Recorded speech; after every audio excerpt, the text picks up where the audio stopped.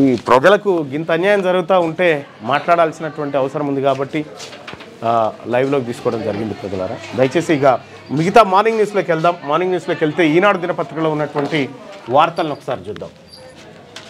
ఈనాడు దినపత్రికలో high court సీజేగా AK Singh Tripura నుంచి బదిలీ, ఆయన స్థానంలో జస్టిస్ ఎంఎస్ రామచంద్రరావు. మద్రాస్ హైకోర్టుకు తెలంగాణ నుంచి justice T Vinod Kumar supreme court collegium సిఫార్సు చేసిందట.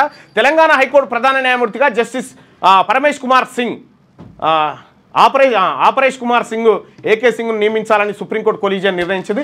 ప్రస్తుతం త్రిపుర హైకోర్టు ప్రధాన న్యాయమూర్తిగా సేవలు అందిస్తున్న ఆయనను తెలంగాణకు బదిలీ చేయాలని సుప్రీంకోర్టు ప్రధాన న్యాయమూర్తి జస్టిస్ బిఆర్ గవాయ్ నేతృత్వంలోని కొలీజియం కేంద్ర ప్రభుత్వాన్ని సిఫార్సు చేసింది.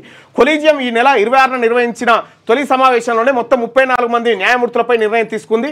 ఇక justice Aparesh Kumar high court Jharkhand, Telangana high court పూర్వ సీజే జస్టిస్ అలోక్ అరాదే ఈ ఏడాది జనవరిలో బాంబే హైకోర్టుకు బదిలీ కావడంతో ఆ స్థానాన్ని జస్టిస్ అపరేష్ కుమార్తో భర్తీ చేయనున్నారు. 1965 జూలై 7న డాక్టర్ రామ్ గోపాల్ సింగ్, డాక్టర్ శ్రద్ధా సింగ్ దంపతుల కుమారుడు జస్టిస్ అపరేష్ కుమార్, ఆయన కుటుంబంలోని పలువురు న్యాయ వ్యవస్థలలో పనిచేసిన వారే.